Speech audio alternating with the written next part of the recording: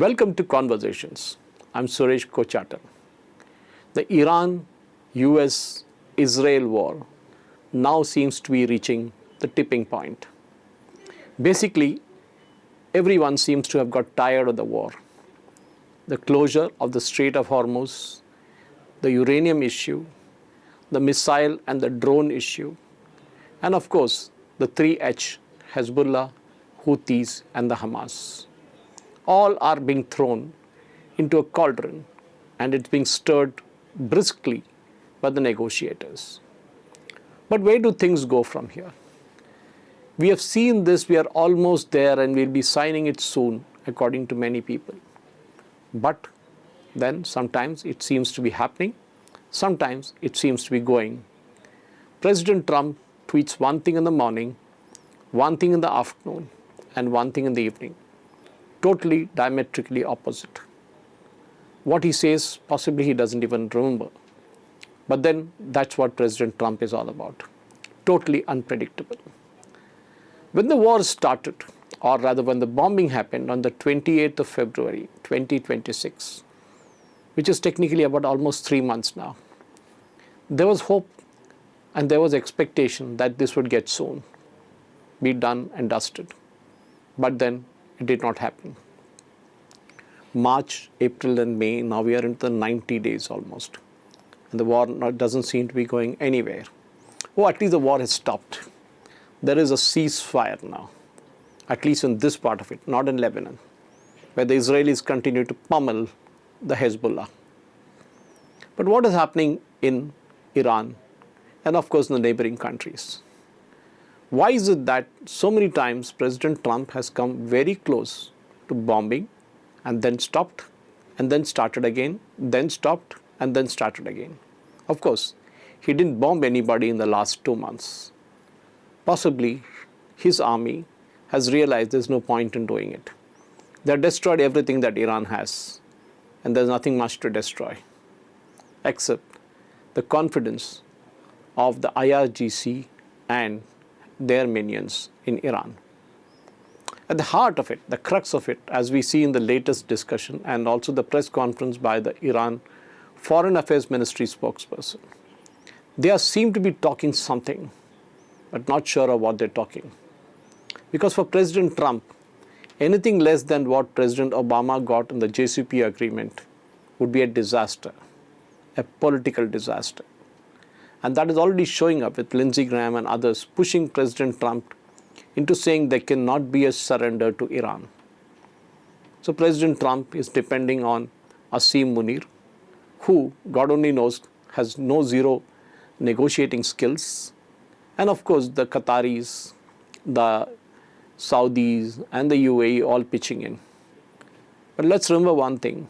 Each of these countries in that area have a selfish motive. They all want to stay away from the crosshairs of Iranian bombing if it happens again. They suffered enough. The damages will take a huge time to rectify. But ladies and gentlemen, war is not an easy business. And we know that from ages. Every war leaves behind a trail of destruction, loss of lives, and shattered economies.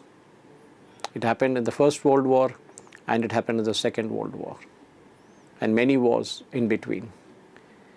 Now, to stop this particular conflict in Iran, there needs to be 2 or 3 things that needs to happen, which both sides agree. The crux of it is uranium. And US and even Israel is very insistent that Iran cannot have a nuclear bomb ever. The crucial word is ever. Not 10 years, not 20 years. The question is, they can never have it. That is something that Iran is not willing to let go. Looking at the Ukrainian example, where Ukraine gave away its nuclear arms after the dissolution of USSR, and what they were left with was a war from Russia. They couldn't simply defend themselves. North Korea, on the other hand, sits on a pretty neat stockpile of nuclear weapons. And Kim Jong-un, like an excited kid, keeps firing a couple of them now and then.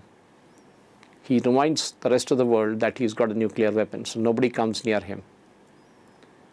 The weak ones are the ones who don't have nuclear weapons, and they get pummeled. Now let's come back to Iran. So first thing is nuclear material, the 400 kgs of what is said to be 60% purified uranium. Iran says it's not willing to let it go, at least not out of the country. It's willing to keep it within the country under IAEA supervision and of course regular inspection. But US and Israel is very insistent, no, that should be taken out of Iran. Whatever form it is left, we don't know, because in the bombing in July, what we learned was that the entire uranium stock was demolished, destroyed. But now we are told, no, it still exists. So whatever form or shape, it has to be taken out. That's what Iran believes it should not. But the US and Israel want it to happen that way. The second thing, of course, is the fact that Iran has ambitions across the globe. The Hezbollahs, the Houthis, and of course we know the Hamas. Israel wants total demolition of support for these three groups. No support from Iran at all. But then that's not easy. Iran today has proxies not just these three, but also in Iraq, as we saw recently. They want to extend the sphere of influence. Without Iran, of course, Hamas will not exist, nor will the Houthis, nor will the Hezbollah. It remains to be seen how that destruction of these three terror groups happen. Of course, before that was the most important point, which I skipped, which is the Strait of Hormuz. The Strait of Hormuz was opened before this war started on the 28th of February. Now, if President Trump claims credit for opening it, it is laughable. Because something that was opened before the war was closed down by Iran due to the war. And now US says it will open up because the war is going to stop. It's quite kind of mind-boggling. The Strait of Hormuz is very crucial, as we all seen it. The oil prices went through the roof and it's still staying there. And even if the Strait of Hormuz opens up tomorrow, it will take 5 to 6 months, according to experts, for the oil prices to show some kind of decrease. Till then, it is staying that way. But Iran insists it has a right to over Strait of Hormuz. It can even do a joint deal with Oman. But US is very insistent. And of course, all the neighbors around Iran are very insistent that the Strait of Hormuz stay open as an international waterway. We will have to see whether that really happens.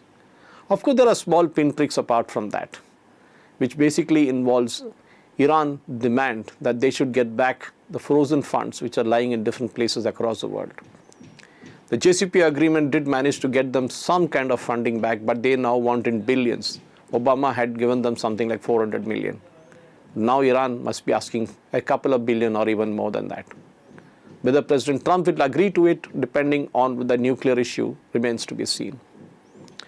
Whatever said and done, at the end of the day, apart from all this, there are a number of other issues which Iran and US need to talk. And somewhere along the way, the Israelis also need to get involved. So have the neighbors around countries like Saudi Arabia, Qatar, Kuwait, Bahrain, Iraq, Oman. All these countries need to get involved. But then what will happen? We have to see that, because some of them have selfish interest. Others have a bigger picture in mind. For all of them, oil is the most important thing. And that has not been flowing for the last 2 months across the Strait of Hormuz, at least. Now, the time has come for a broader thing, a rethink. How should we govern that area in the Middle East? It is going to change forever. Just let the ceasefire happen or the war stop forever, and you will see a new set of countries in that area adopting a new set of policies.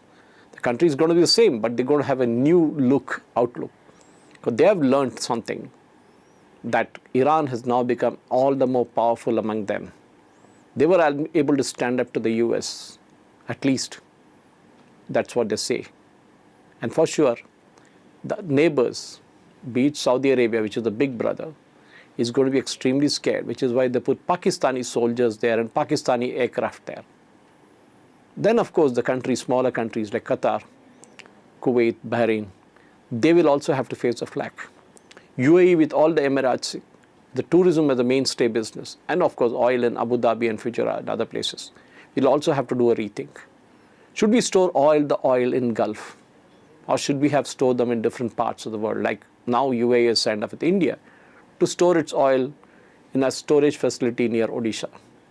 30 million barrels. Why not 120 million? Why not 150 million?